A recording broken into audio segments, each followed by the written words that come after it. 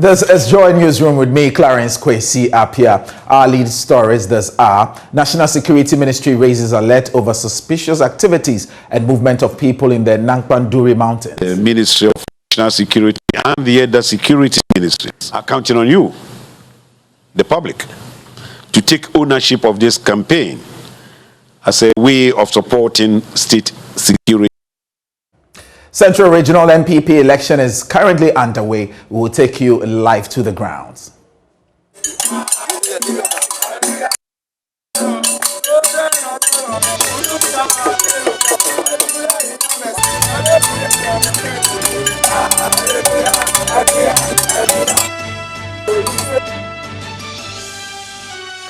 President of the Colleges of Education Teachers Association questions the relevance of boarding and dining hall systems at the colleges of education.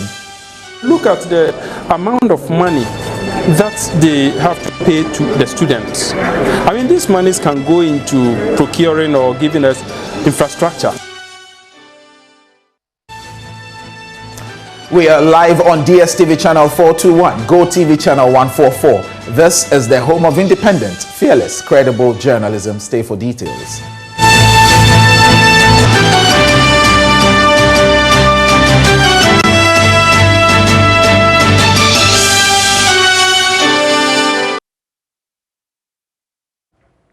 Now, the Ministry of National Security has identified the movement of suspicious persons on the hills of Bunkurubu, Nankpanduri district in the Northeast region. Similar intelligence was gathered at Garu in the Upper East region. The activities of these suspicious persons are not yet known. But in a letter cited by Joy News, the ministry revealed that members of the group aboard motorbikes were reported to have dressed in apparel covering their faces and seen heading towards the mountainous areas in the Garu district. It has therefore advised all security agencies to be on high alert to avert any possible breaches. The statement was copied to the Chief of Defense Staff of the Ghana Armed Forces and the Inspector General of Police. Now, my colleague Samuel Mbura joins me on Zoom with what the latest on what is happening in the Upper East region. Mbura, good afternoon. First of all, what have the regional councils for both Northeast and Upper East doing about the intelligence gathered? Clarence, so the information we are picking is that since the signal was picked by the National Security Agency, there was a meeting by the Regional Security Council where they have actually instructed or they have asked the security agencies to look into it to see how they can revise their security approach in dealing with the situation. We know very well that some of this information are coming in as a result of the recently launched See Something, Say Something campaign on, alerted issues of extremist activities within the Ghanaian borders, and some areas have been identified as hotspots. So as we speak now, there have been discussions around it, and then they have actually engaged other security agencies, the immigration, the customs, the Ghana police, the Ghana army, and they are moving to the borders to tighten up their security and ensure that the public also volunteers information for them to curb any activities related to that. So can you tell us what you have gathered about this area captured in the report? Right, so if you look at the Bunkurubu Nankpanduri area, for instance, it is located in the Northeast region. Nankpanduri is actually more or less a linking town that you can pass through Nankpanduri from the east. You are heading towards Patia, heading towards Garu, then you now connect into Boko, and you can actually branch from there to Wedana, and you are in Burkina Faso. From Bunkurubu, you can also connect to Togo, and the nearest town there is Vermont in Togo. So what we are learning is that the escarpment around Bunkurubu and Nankpanduri area heading towards Gambaga, we know is actually a safe haven for the activities of these criminals. If you would recall the famous case of Combian, that's where he actually hit and shot some police officers some time ago, and then he was eventually arrested. So this area is noted for smugglers. They go into Togo, they go into Burkina Faso, to go and buy commodities that are cheaper in Togo or Burkina Faso, and then cut them into Ghana. So it's actually not surprising that the report is coming from that area. Those who are much familiar about that area will know that the nature of the escarpment is such that the road is very bad. So if you are traveling all the way from Nakpanduri to Garu, the road is not actually tarred. You don't have security points or checkpoints there. So security bridges are quite rich in that area. Residents are aware of the situation, but it has not come to them as a surprise. It's a situation they have been living with, robbery incidents and all that. The situation hasn't actually sent any panic in the area per what our sources are telling us. But I am gathering that the military Operation Calm Life from stationed at Nakpanduri have actually been Nakpanduri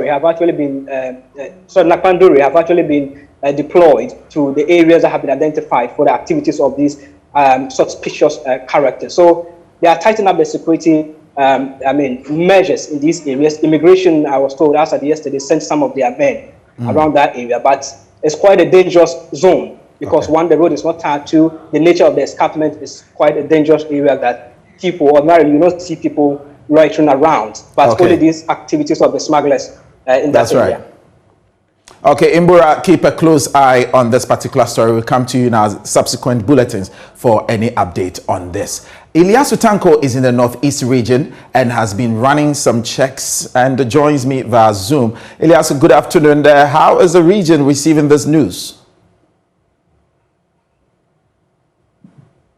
Hello, Ilyasu. Well, the incident, hello, can you hear me? Yes, loud and clear. Can you tell us how the region is receiving this news? Well, following this incident, I get to know that the Regional Security Council have also been doing a lot of activities. I have been in touch with the immigration commander in Bunkurgu, who is in control of this particular area. And he tells me that there have been some deployment to that particular area. And so as I speak to you now, the men from Bunkurgu have moved from Nakpanduri to this particular route where we are getting this report from. I get to also know that the Operation Calm Life that Sami has just mentioned, which is also stationed in the Bunkurgu Nakpanduri district capital, which is Bunkurgu, has also moved to this particular area. My understanding is that these men are going there, first of all, to try and locate these particular suspicious armed men that were sighted wearing turbans and riding motorbikes in that particular area, and also possible to intercept them if that is possible. Again, they are also going to that area to speak to the local population because that's the only way that they can get more information about these men. So they are going to engage the local population to get more information about this particular movement. Okay, Ilyasu Tanko, thank you very much for that information there. Now, let's speak to security analyst Adib Sani. Good afternoon, Adib Sani. First of all, what is your reading of this fresh alert on possible movement of terrorists within the country? Well, first of all, I'm absolutely gobsmacked and short of words that such a sensitive document would find its way into the public domain the very day it was authored. So what in essence this means is the whole intervention failed even before it started. Because I'm pretty sure that the bad guys might have got, wind of this information before it even reached the CDS and the IGP. For such critical information, it has to be classified. And by now, I would have thought that our information should be encrypted and it should be sent through secured service.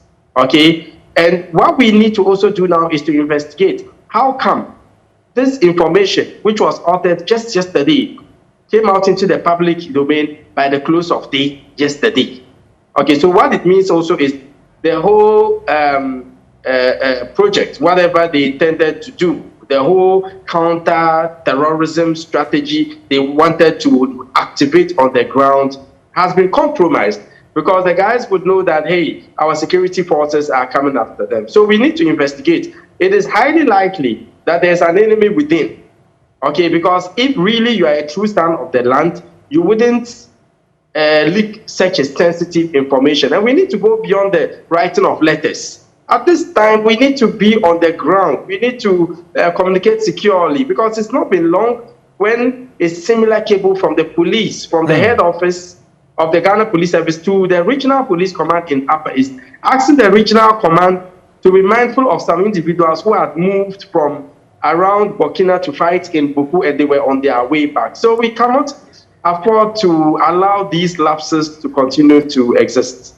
So you're suggesting that there are moles within the national security operatives? Absolutely. I suspect there are enemies within, and they have to investigate and get to find out who might have leaked this information, because this is not supposed to be public. Okay, this shouldn't have gone through perhaps many hands. It should be straightforward. So it shouldn't be much of a difficult thing to do to find out the source of the leak. Okay, so for residents of these areas mentioned in the document, how should they respond to this news?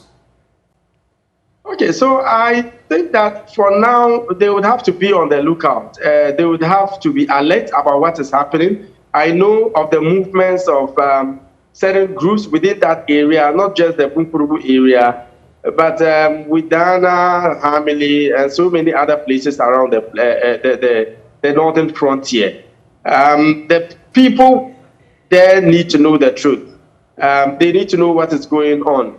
They need to be educated. That is why I've always not minced words, calling on the national security to go beyond just infographics on social media with respect to the see something, and collaborate with civil society organizations who are already well-grounded, who are already dealing with the people. The people know them, they know the people. When they go there to speak with the people, trust me, they will listen to them better than the politicians. Okay. So if we really want this to succeed, let's collaborate with the civil society organizations and go beyond ambassadorial stuff, because this is not an entertainment thing. This is serious business.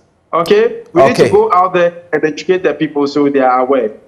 Adib Sani, thank you very much for your time. We are much grateful. Now, this report comes barely 2 weeks after the Ministry of National Security launched the See Something, Say Something campaign, which aims at raising public alertness on extremist activities. The See Something, Say Something campaign, therefore, is a critical preventative measure by the Ministry of National Security and the other security ministries to, first of all, empower Ghanaians to be more conscious about their own security, and secondly, to enhance their relationship with state security authorities.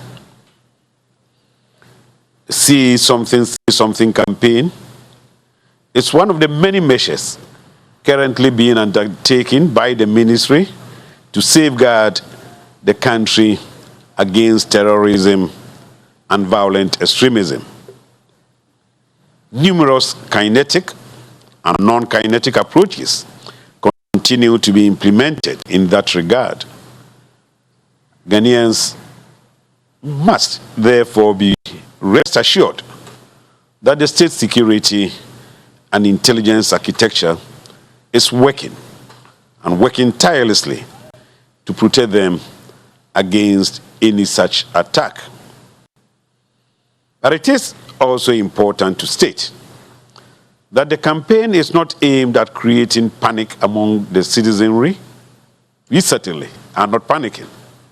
Rather, it is geared toward bolstering the confidence of the public to swiftly report suspicious activities in their communities to the relevant security and intelligence agencies.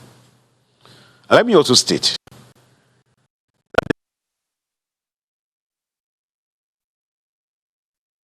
the possible. Now, away from security-related stories, the Central Regional NPP elections is currently underway. The regional executives applied for a discontinuation of the case that's pending in court after they declared the constituency elections to be held at Ekonfi. The regional election is the last of the regional elections to be done by the governing New Patriotic Party. My colleague Richard Kwajo Nyako joins me via Zoom with updates. Good afternoon, Richard. How are things on the ground? Well, things are fairly okay here. Security is top-notch because the Ghana Police Service, they've combined forces with the military, and so about 300 of these security personnel have been deployed here to ensure that peace and sanity prevail. So we are here at the Dunkwa on Fitness and Midwifery College Hall. As it stands now, the elections were supposed to have started around 9 a.m., but up to date, there is no sign of anything that is going on. There have been meetings upon meetings. And so at the hall here, where we have been all morning, you can't see any of the delegates, you can't see any of the aspirants. In fact, it is now that we have seen that people have started trooping into the hall. But you know the background to the story, that it should have been held about a week ago, but there was an injunction that was applied by some constituency executive from Ekunfi because they had not held their constituency elections, and so they had to apply or file an injunction. When they went to the court on Wednesday, they had to meet, and so they decided that Ekunfi should be voting yesterday on Friday, and so they voted, and so that paved way for this current election to be conducted.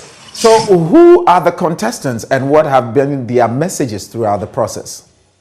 Also, for the chairmanship race, we have Robert Kutin Jr. He's the incumbent chairman for the area. He's seeking a third-term bid, and he's also pitching his might against Joseph Kobina-Isibo, the owner of the Ideal College, and Alfred Kojo Thompson, former deputy MD of the National Investment Bank. And so they are campaigning vigorously. In fact, as of last night, they were all in Dunkwa. Selling their messages to the delegates that are here. For the vice chairmanship slot, we have Percy Dennis, who was the organizer of the party, and so now he's moving a notch higher to the vice chairmanship position. We have Phil Floss, Efum Ham, Cecilia Kofi, and Joseph Donko. And then for the second vice, we have Kingsley Kakari Bonze. He's the deputy CEO of the Coastal Development Authority, and he's being contested by Michael Mason and Anama Brefi. And for the secretary, two people are up, the incumbent Richard Tichimensa and then Armstrong Issa. And so these are some of the people that have been campaigning here to seek re-election or even seeking to enter into the regional executive positions. And how many delegates are involved in this election? Close to 400 delegates are involved in this election. We have the various constituency representatives. So the constituency executives will be joined by the Council of Patrons, the members of parliament in this particular region. And so these are the people that are expected to be casting their ballot in this regional election. Richard Kojonyako, thank you for that update from the central region. Now, a father who presented his daughter to be killed for money rituals has been arrested by the police after his cover was blown by the herbalist he contracted to perform the rituals. 42-year-old USA returnee Evans Opon is currently assisting in investigations. There is more in the following report. Of fate, a herbalist, instead of killing an 11-year-old girl for a businessman, decided to expose him.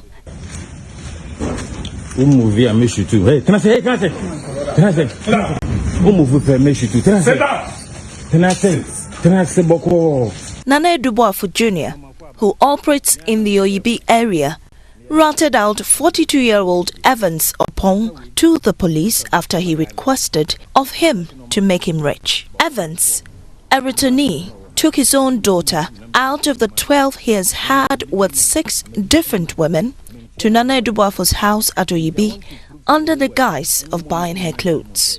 But known to him, she was the main ingredient to be sacrificed in a ritual to make him rich.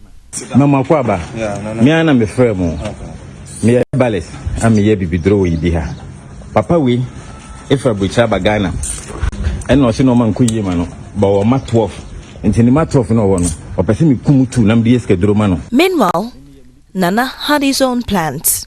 In the middle of a make-believe ritual, the police pounced on them and rescued the girl on the tip of Nana. Me a military man, I'm a disciplined man. And I want to prove to the whole world, any moment in my mind, time say, traditional herbalist, and any paboni for, and you did for you, Kuminipa, send you more Nigeria film, Ghana film. This one is a bad man. You need to know the child, who was later reunited with her mother, is traumatized and currently receiving counseling from Dofsu. Her father, Evans Opon, faces attempted murder charges while assisting police in investigations. For Joy News, Mamiesi Thompson, Accra.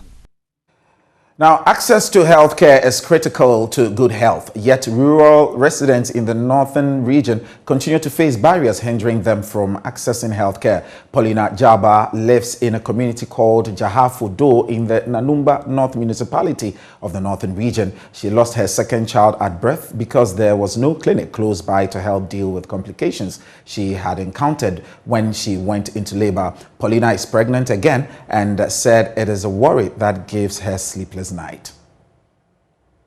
The Jahafudo community is isolated and far from the district capital. It takes close to 4-5 hours to get to the community. They are mostly cut off from the rest of the world during the rainy season. The community has no school, no electricity, no network, and you can only get there through a footpath. Paulina is about 5 months pregnant and has a routine of keeping her home and preparing shea butter, all very tedious work. But these are the least of her worries. Her concern is how to have a safe delivery after a stillbirth 2 years ago. We don't have hospital closer with us. So when we are pregnant, like I'm pregnant now, this is 5 months now. I haven't yet go to hospital because it's very far. Well, we will go and beg some motor from somebody and we will go there. It's very far. Before we reach there, we will get to like 4 hours or 3 hours before we will not reach there. And if you want to drive, you will suffer. Maybe you will suffer. You don't know what will come. How many children do you have? Only one. Okay. So the first one, what was the experience? I was just suffering like that in a driver. So, and I still get another one, a second one. That one, because of there is no hospital. That one, a driver, I was not get something who would take me to hospital. That one, I just suffer, and into the time that a driver, she was not there. She was not alive. So we need help from what? Government. They should help us for us to do what? To get closer hospital to ourselves. Felicia Jato, a resident, said they have had to travel on bicycles and cross streams before they can reach health centers. There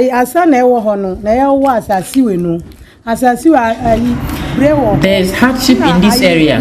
During pregnancy, access to healthcare is difficult because there is no means of transportation, so some use bicycles. When we manage to get to Sana, crossing the water also becomes another problem. We can't walk through, and using a motorbike is equally not easy. So we suffer a lot during pregnancy. When we finally make it to Bimbala, we end up losing our babies.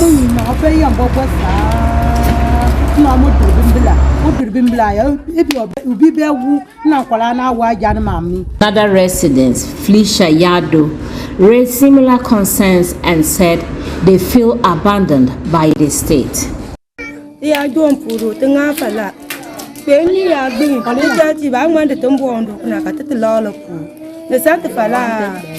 are suffering in this community. Anytime someone is sick or a woman is in labor, we find it difficult to access medical care, especially during the rainy season. We feel abandoned by the state.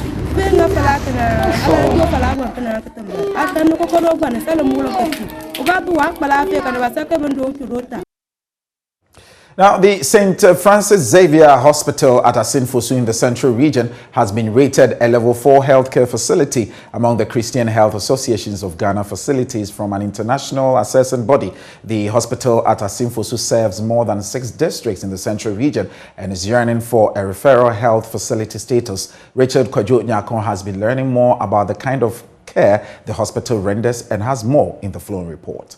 They do know, but sometimes there's misconception that when they see it, they said the baby has got ashram. So they will stay at home and do all manner of traditional medications until it reaches the latter stage before they come. Vivian Kodia is the nurse in charge of the neonatal intensive care unit at the St. Francis Xavier Hospital here at Asinfosu, telling how the hospital has been tackling neonatal jaundice, one of the major challenges mothers in the operational area face. Test the brain.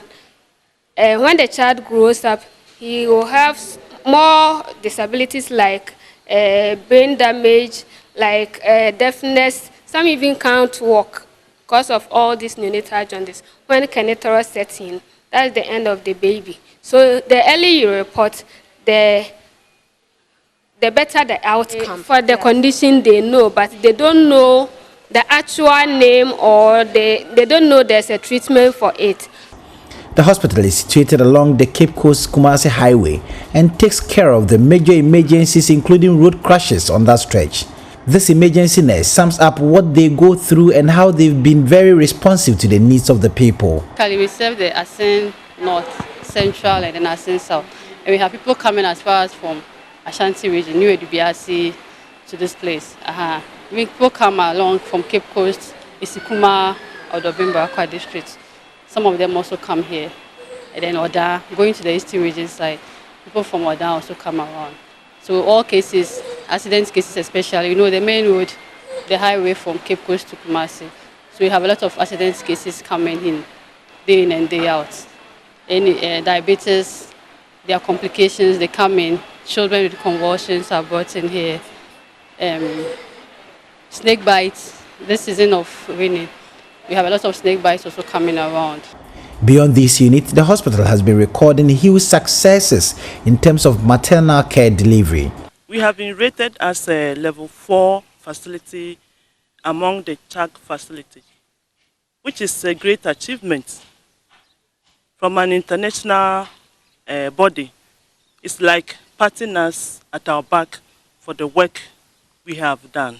The sister in charge of the St. Francis Xavier Hospital at Asin Fosu, Sister Georgina Donzi, says the hospital's current rating by the International Health Assessing Body comes as no surprise because of the kind of care they deliver to the people.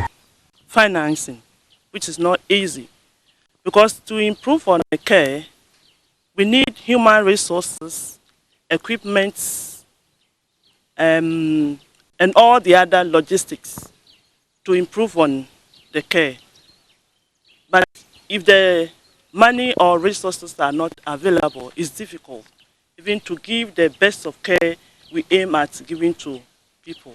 Because we need people, human resource, to train them, give in-service training so that our care will always be the best. She assures that the recognition will spur them on to deliver a more quality health care to the people. We would like to add other services that are not available. Talking to you, like yesterday, we were even at one of the villages to see one of the chiefs regarding a land. So that in the future, when we don't even have the land here, some of the services can be relocated there. We have a recommendation here. We said we also have senior staff here. We wish if CHAG could train some of our people in-house so that we'll have them on the ground, and then the assessment could be done within. The hospital aims at becoming a referral facility that would handle major cases that are often referred to the Cape Coast Teaching Hospital and the Komfanochi Teaching Hospital. Reporting for Joy News, Richard Kwejonya, St. Francis Xavier Hospital, Asin Fosu. As Ghana takes major strides towards achieving its universal health delivery by the year 2030, healthcare providers across the country often struggle with patient safety, quality, demands, and have limited data and insights on overall quality. To help improve this, the Christian Health Association of Ghana partnered Safe Care, a program that seeks to empower the progress of quality healthcare delivery and help service providers measure, rate, and improve their services using innovative solutions. Anas Sabit has more. According to a 2018 study published by the Lancet Global Health Commission on the universal health coverage, an estimated 5 million people die every year in low and middle income countries due to poor quality health care, a figure significantly higher than the number of people in the same countries who die from not having access to health care. To deal with this disturbing situation, Ghana has drawn up a roadmap for attaining universal health coverage. This goal is to, amongst other things, increase access to quality essential health care by the year 2030.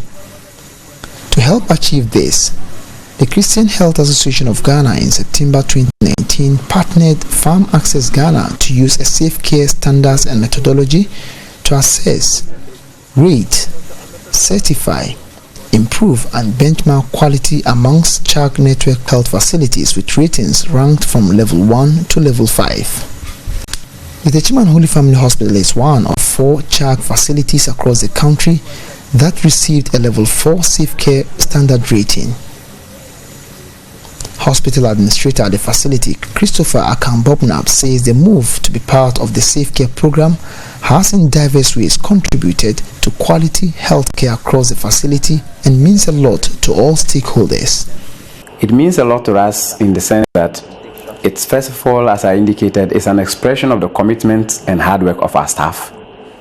But more importantly, it's a validation of the work we have put in place over the years by the board, the management and the staff as far as quality care and quality health service delivery is concerned in this hospital. So to be rated at level 4, we deem it a humbling honor, but also a validation of the hard work put in over the years. The facility is, however, not relenting on its efforts as more is being done to attain a level 5 rating in the years ahead. As I indicated, the board, the management and staff have been on the path of quality improvement for a long time now. This path we remain to sustain the gains we've made, but more importantly, now that we know the gaps, the few gaps that have been identified for improvement, we'll work hard on them that we are able to attain level 5, sustain it, and if there's any more, to do more for our patients. Dr. Jacqueline Yabuasibe is a senior pediatrician in charge of the pediatric ward. For her, the program contributed immensely to helping improve general health care across the ward. It's really helped a lot because interestingly, when you are working in the system, it's very difficult to see where the gaps or the loopholes are, but when others come and they pinpoint to you, it becomes clearer, and with that, if you work on it, the system becomes better. At the Emergency and Accident Center, Henkel Oponchichiku, who is the emergency in charge nurse, noted how the program has helped shape the unit's service to patients.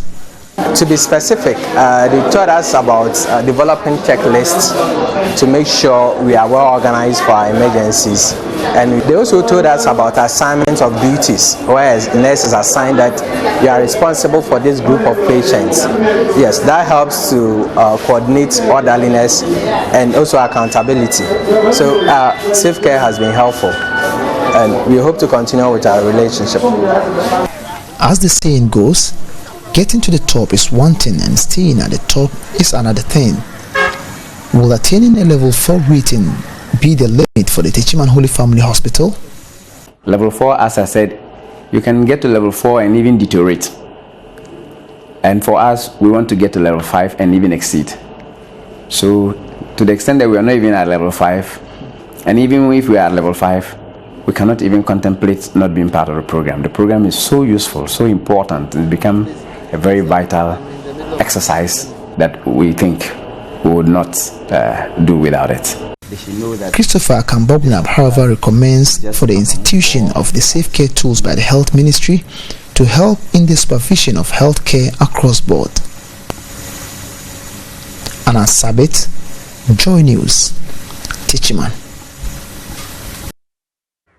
Now, the Gbawe Hospital call on potential Ghanaians to come to join hands to fight the Clubfoot initiative in Ghana. According to Dr. Abna Okon, the Municipal Director of Health for Wejak Gbawe Municipal Health Directorate, much education ought to be given to the public to stop stigmatizing people with the Clubfoot, because it is a congenital disease that occurs in 1 to 3 per 1,000 deliveries, which causes is yet unknown but treatable. Clubfoot is a birth defect that twists the foot downward and inward. Children born with clubfoot will likely be able to take their first steps in completely straight feet under proper treatment and care. Dr. Abena Okon, the Municipal Director of Health for Wejagba Municipal Health Directorate, gave a statistical breakdown of the number of children born in the municipality yearly and the number that come out as clubfoot victims. Clubfoot is a congenital disease, that occurs 1 to 3 per 1,000 deliveries.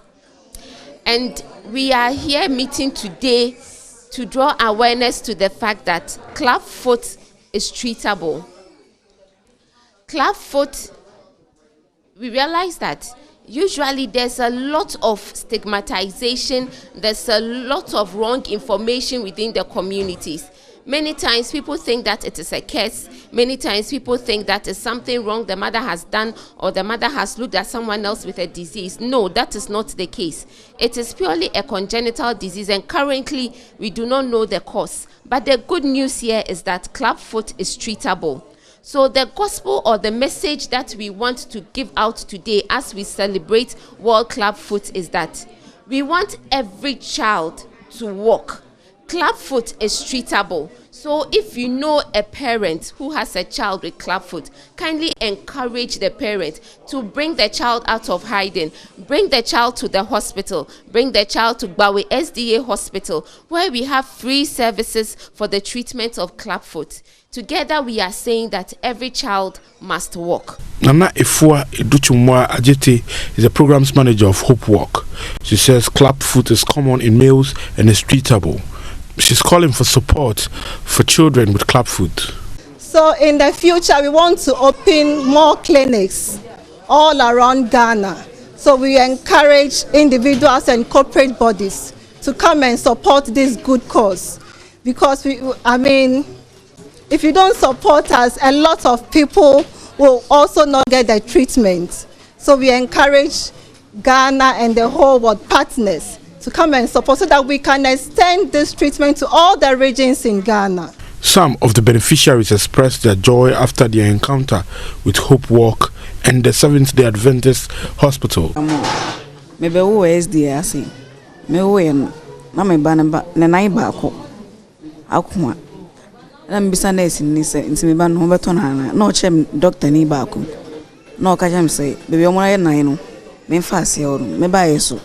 I'm out me ban 9 to see a day.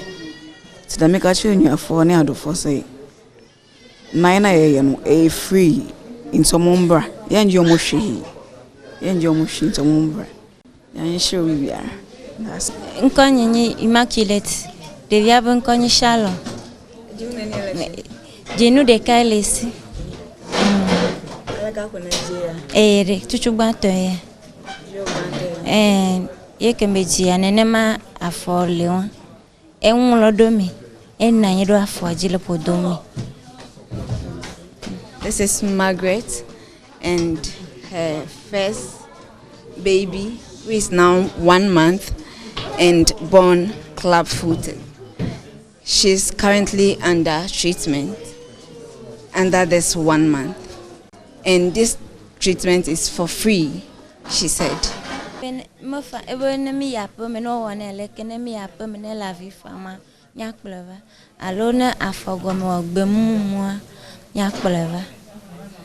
So she's currently following the directive that has been given to her by the doctors, that if she's seeing any sign that will affect the baby, she should bring the baby to the hospital, and she will currently be taken care of.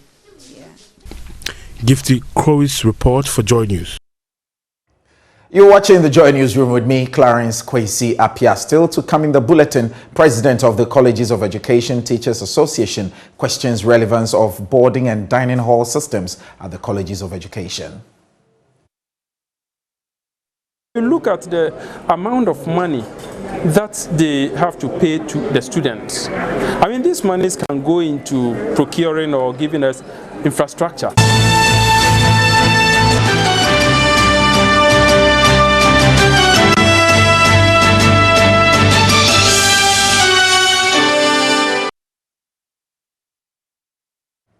You're welcome back to the Joy Newsroom with me, Clarence Kwesi Apia. Now, the president of the Colleges of Education Teachers Association is pushing for a broad discussion on the relevance of boarding and dining hall systems in today's colleges of education. Prince Obeng Hima does not prefer any immediate solutions, but believes consensus building will provide a clear policy direction.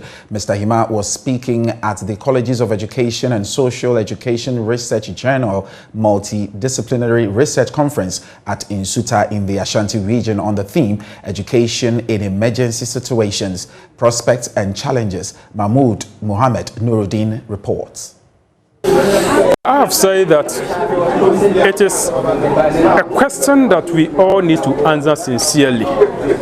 Whether the boarding system we operate in the colleges is something that is relevant and we have to continue with it. Whether the feeding system, the dining hall system we have is something that we need to continue. Whether the uniform that the students wear is something that we have to continue. And I will not be here to prefer a solution. That is why I'm saying that we need the broader society to come round for us to have a conversation around it, so that what the consensus are, we'll go ahead to get authorities to, as it were, give a clear policy direction on that.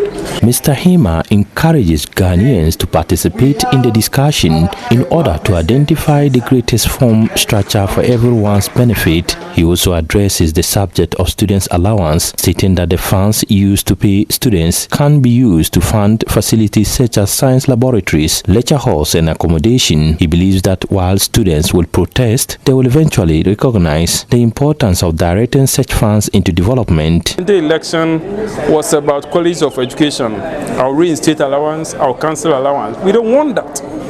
We don't want that. If you look at the amount of money that they have to pay to the students, I mean, these monies can go into procuring or giving us infrastructure, science laboratories, lecture halls, decent accommodation, and all of these things for the students, so that the students are allowed to access student loan just like any other tertiary students in the country.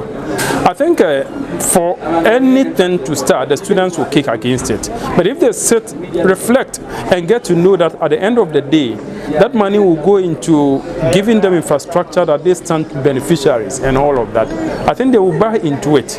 As I said, it is for all of us, the society, to get involved in this conversation so that we'll know which is the best way to go. Due to the interruption of academic work caused by the COVID-19 pandemic, he pleads for motivation for teachers who must teach throughout the year without a break. It affected everything in the colleges of education, because around that time we had to do blended teaching, where we relied on tools, that is, we relied on internet and other tools to be able to teach them, digital tools to be able to teach them while they were at home.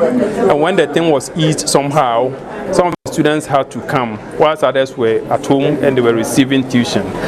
The policymakers saw that it had its own challenges and decided that students should be in school. Now, students in school, you realize that the supported teaching, which we used to call teaching practice, is what is giving the new curriculum new phase. It's not just about 4 years. It's supposed to be practical oriented, so that when the student comes to school, he does that from the first year up to the last year when he completes. Now, during the COVID time, all these things were not done. When they came back to school, we had to compress. For instance, what ought to have been done within a semester, we had to do all of that within 2 weeks. When the basic schools started streaming, we had to do that within 2 weeks, one term. And then for the particular semester in which we were in, we had to do 4 weeks. So we realized that things done that way will not achieve the effect that it was intended to achieve. Now, as a result of this situation, of the students having to be in school and all of that, what it means now, what implication it has on the teachers, is that we are having to teach throughout the year. There is no break. And this is against any known labor law where people have to work throughout the year. So indeed, we have initiated conversation. We do not want to, the system has already suffered. We don't want to activate anything like strike. Strike doesn't help. We have already started conversation with our administrators, the principals, and in the coming weeks, we're going to meet with GTEC to have a conversation around it so that we'll see how best to compensate the teachers who have to stay on and teach for 12 months within the year. Another point of discussion at the conference is the daily student fee at the colleges. Mr. Hima calls for a review of the 6.5 CD daily feeding for each student at the colleges. Even though we are there with the principals in the colleges and the students, because it doesn't lie within our jurisdiction, we have not been aware of even this detail. So hearing that principals have to use 60 to 50 pesos to feed adults 3 times, breakfast, lunch and supper, I think I need to commend them. They are magicians. But I can see that there is pretext. And I think that this pretext and hypocrisy has to stop. But the people who are doing that for 5 years now, they've had to rely on the same amount, 60 to 50 pesos. Let's look at the inflation, the rice, the oil, those things that this amount could buy in 5 years' time. Can it do same today? So if we really want to feed the students, we should feed them well on campus. The goal of the 2-day conference is to create a network of researchers, leaders and policy makers who will be able to collaborate to identify innovative solutions to Ghana's educational challenges. Our editorial this week is on the National Cathedral project. Take a listen.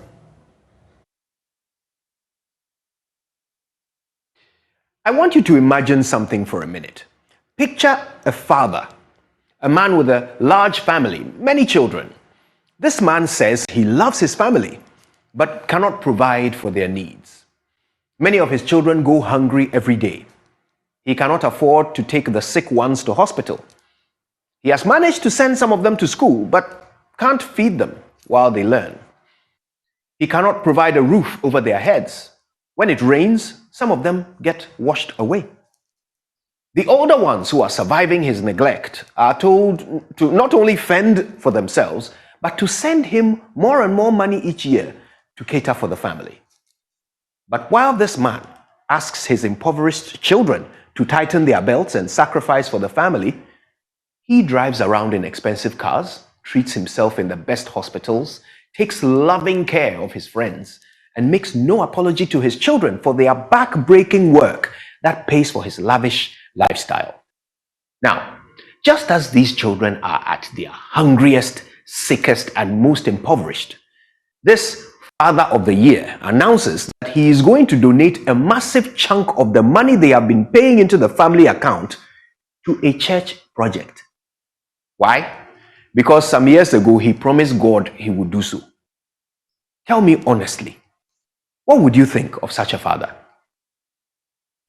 President Nana Akufo-Addo is clearly a man of his word.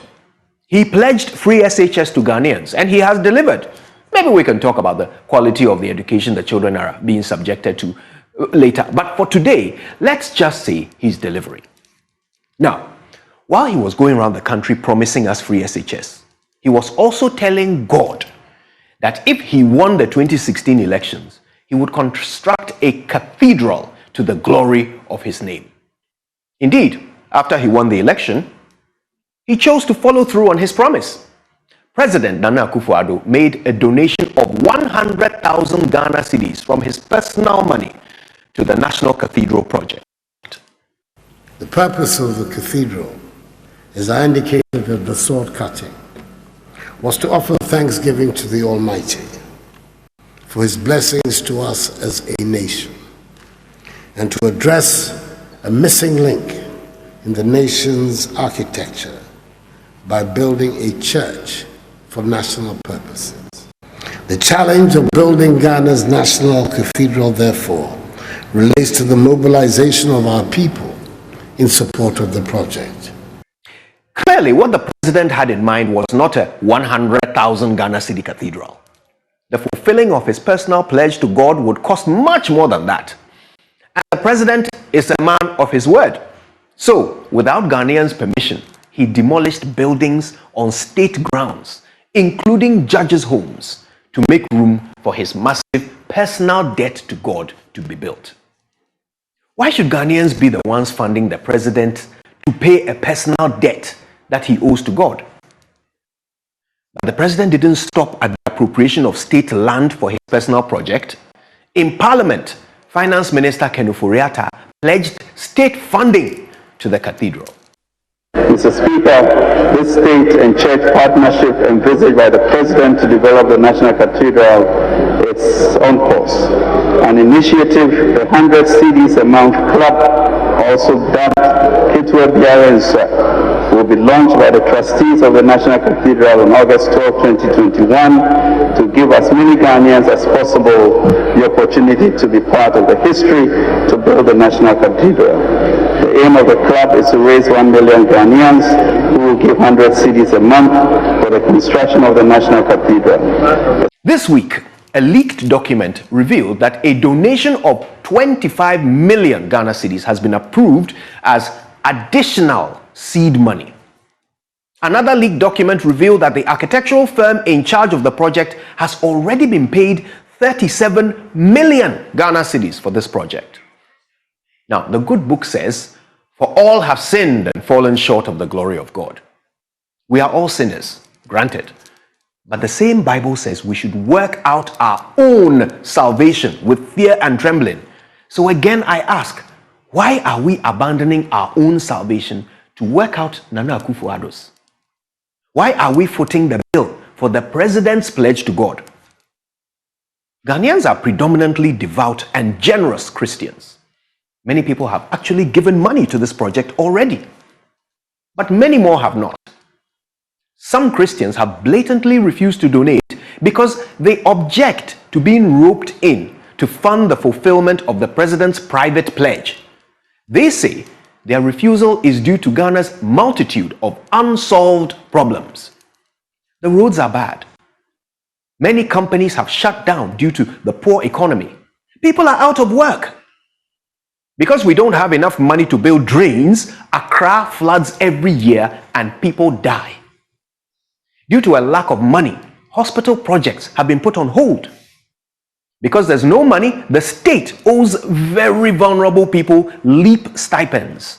These people are going without food daily. School lunch caterers are on strike. They are enraged because the government expects them to feed each child on 97 pesewas per meal. The government's excuse for this ridiculous amount is that there isn't enough money. There isn't enough money to feed our children, but we have sufficient funds to pay the president's personal debts. Please, God, speak to us. Is this really what you want? Do you really want our leaders to starve us, neglect our basic needs, and leave us to our own fate just so that you can have another cathedral? Because this is what your servant, our president, is doing.